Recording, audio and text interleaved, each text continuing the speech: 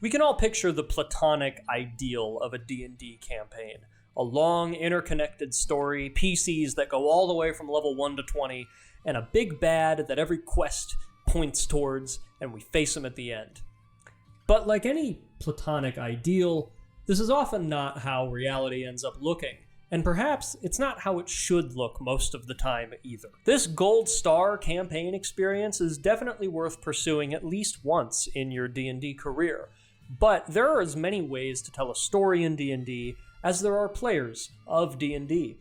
And there are other structures that might benefit the kind of table you have and the ideas you and your players want to pursue better than this gold standard. I love the long and complex and overarching stories as much as the next player. And if you want more advice on that kind of stuff, you can check out Joe's video on act structure or my video on conflict quadrants that I made last month, either of which will be very helpful for laying out big, long, complicated ideas in your story. But for today, we're going to look at 5 different structures, non-traditional ways of organizing your campaign that might benefit the story you're telling.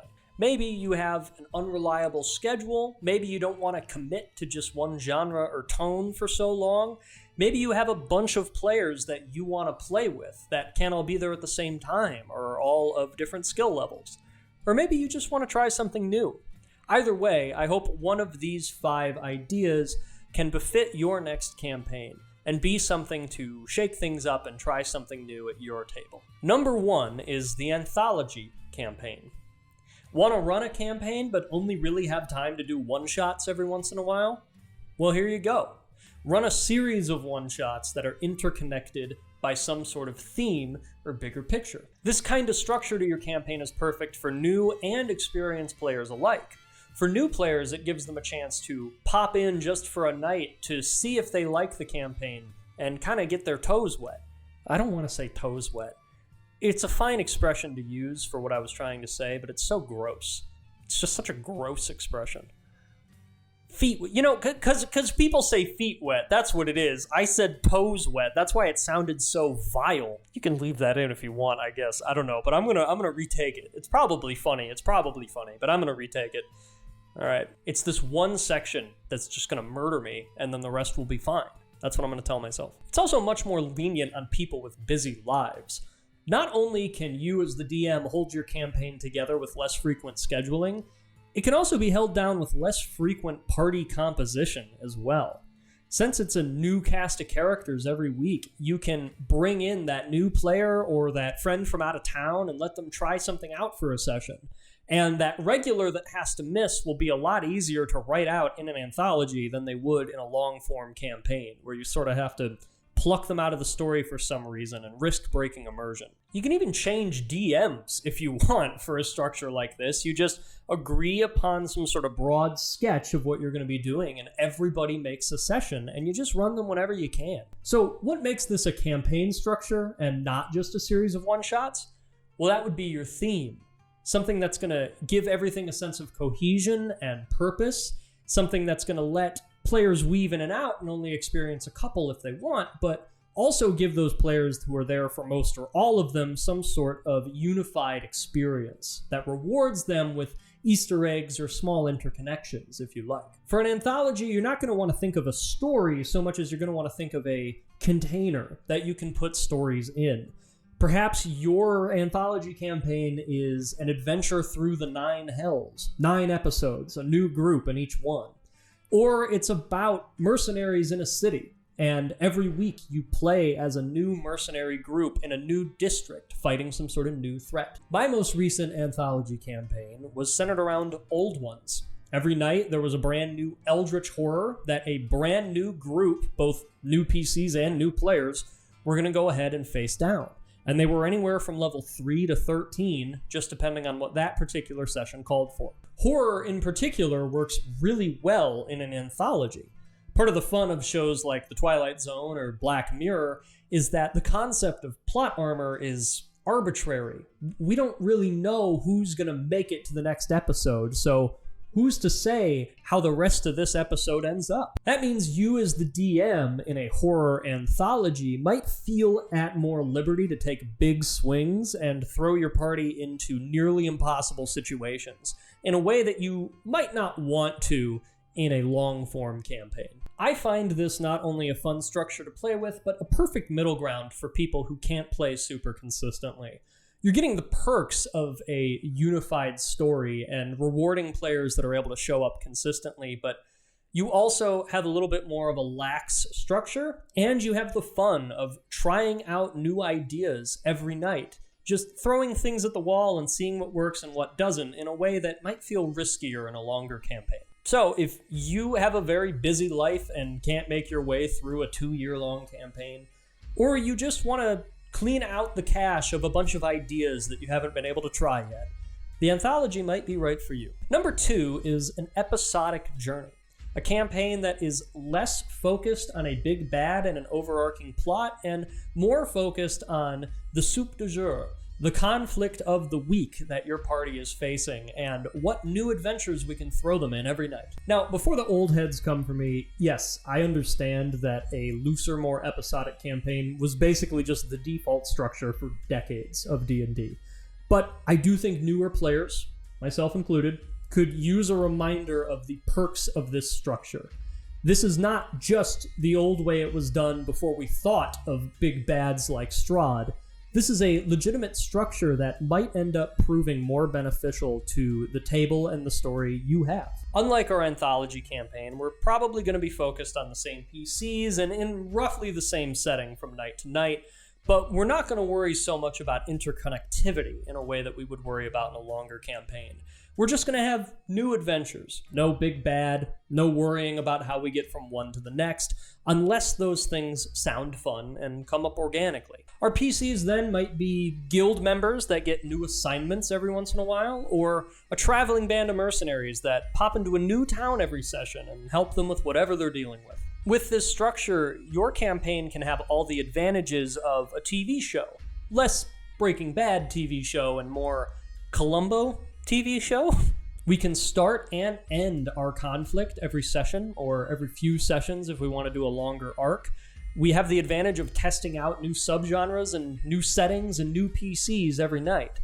And we're not beholden to the tedium that can sometimes come with a super long campaign, worrying about travel and gold and inventory and how we're getting food and which NPCs we're using sending on to give them specific bits of information. We got 25 sessions ago that, you know, all the stuff that just comes up in a super long campaign. You just get to avoid all that. The real advantage of this comes from the variety and the simplicity of running one-shots, but with the familiarity and emotional weight that can come with spending time with the same characters again and again. And as stakes get higher level and things start to evolve, maybe this episodic campaign naturally evolves into a more linear campaign, kind of like the show Adventure Time did over its run.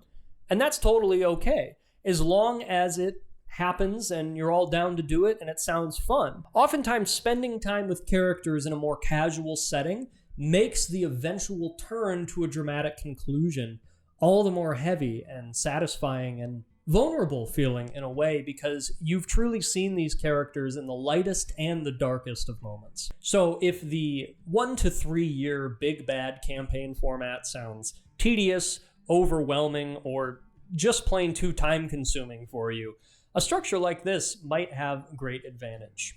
And if you do want to work off of modules, it's worth stating that modules the size of Curse of Strahd or Out of the Abyss aren't the only modules that exist. There's plenty from older editions and plenty of homebrew things online that are in the 10 to 50 page range, something that you could easily run over the course of a week or a month, that you can add into a campaign like this without worrying about messing up the broader flow. The fact that both of these ways of playing the game have existed for so long is great. And even though one is starting to become more popular than other in this past decade, it's still worth going back and remembering the advantages of a campaign like this. Number 3 is the light side, dark side campaign. We've all wanted to play villains in the past, but After a session or two, at least for me, the shine kind of goes away. Once you scratch the itch of doing anything and everything you want, there just isn't as much to grab onto and not as much to root for as there is in a more traditional heroic campaign. But what if you and your players had a stake in both sides of the story?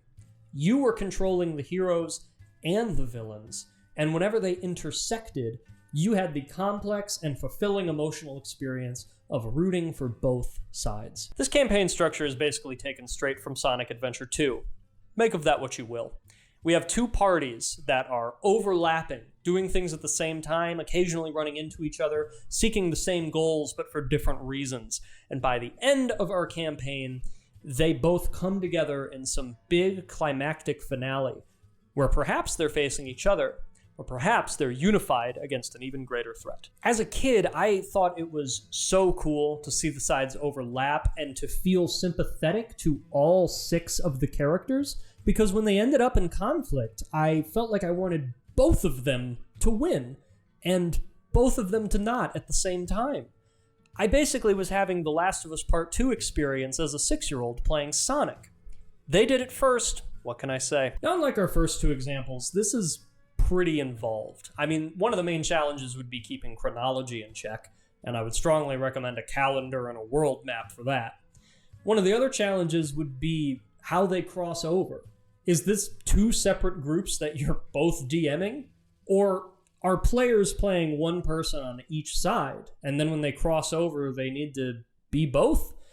It certainly can be overwhelming, and it is quite a challenge, but I think it's worth doing for creating a situation in which playing the villains actually has a lot of emotional weight, because they are directly intersecting with what the heroes do, and they have a little bit more stake in a more grounded story. They're not just free roaming and doing whatever they want. If I were to run this, I would probably start with some sort of central location and an item of some sort that both sides want. Some sort of MacGuffin that will easily bring the 2 sides together and in conflict. Perhaps we can start with the villains first, and the first step of their master plan kicks the heroes into action and makes them respond. Whatever you do, the main thrill should come from 3 main places. 1, how are these plot lines going to start intersecting and crossing over, and what does it look like when they do? 2, how can the decisions we make as villains actually get in our own way as heroes?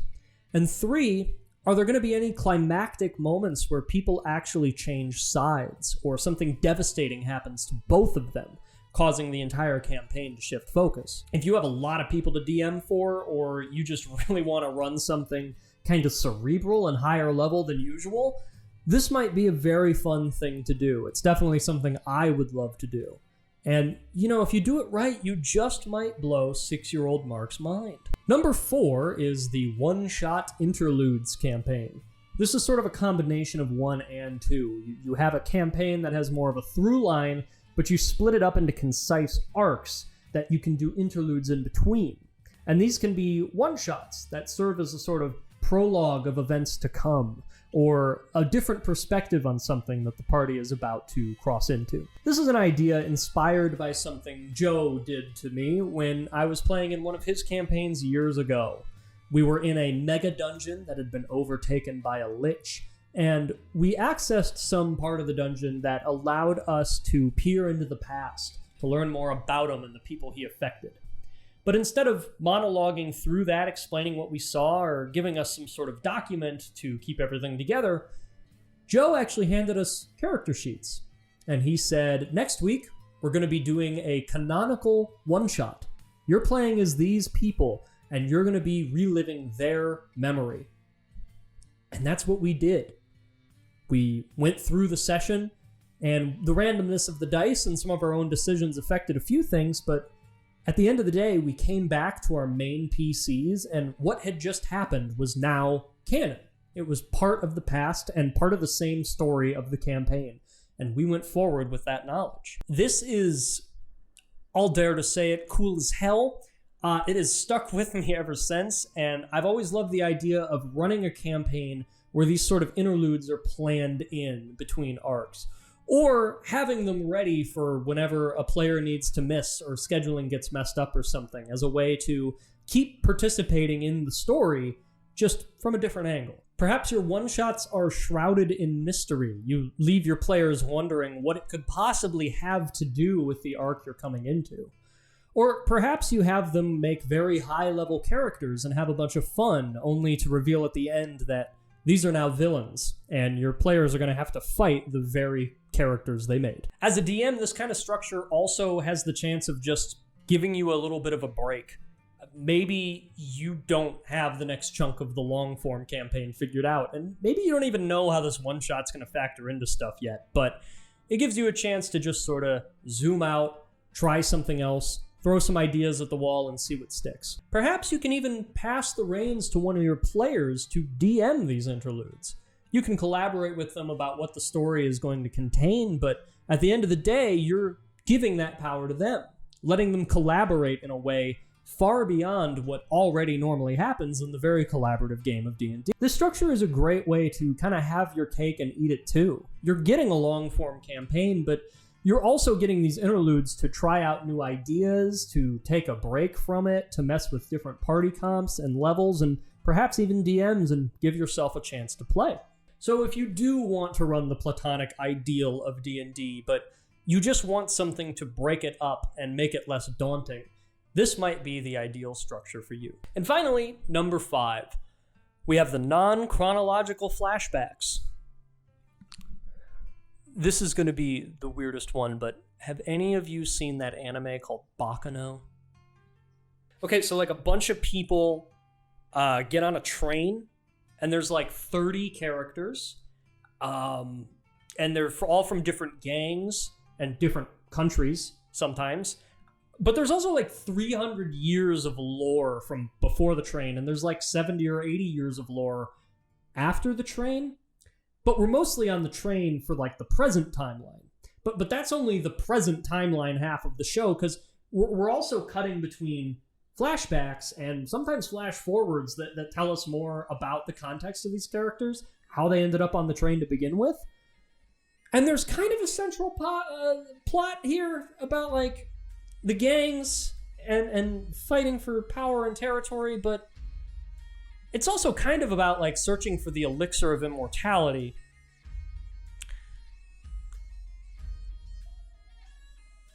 It's one of my favorite things I've ever seen, and I want to make a campaign like it. Listen, this sounds impossible, like a nightmare, like a headache that's doomed to fail.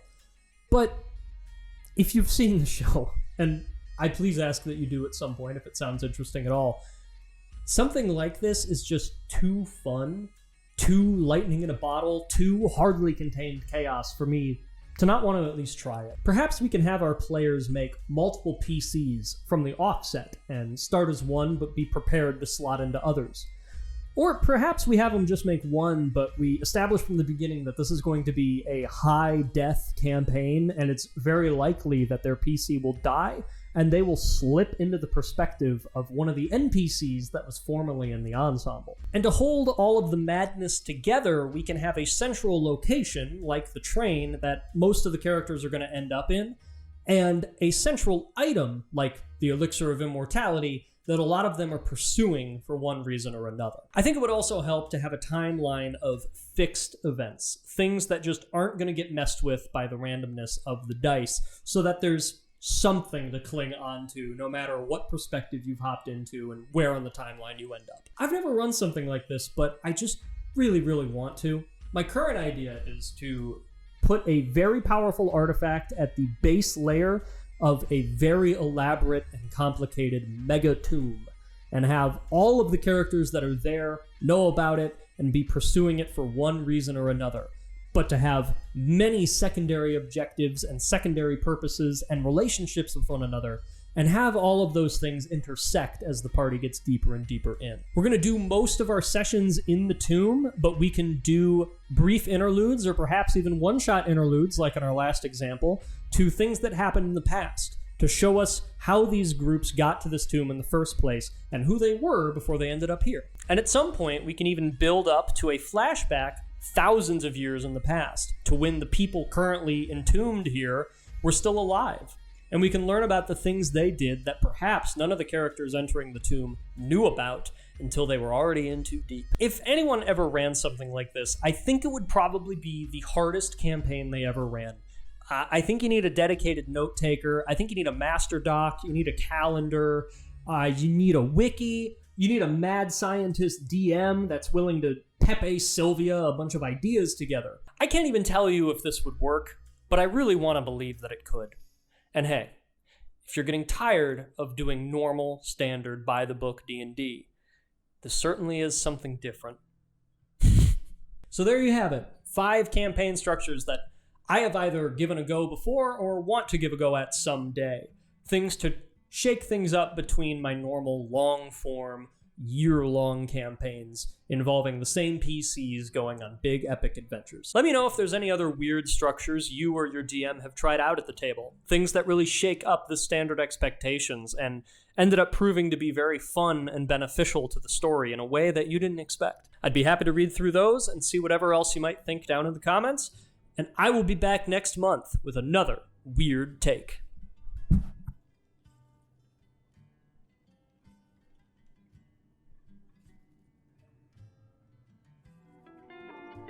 Okay, we did it. Boom.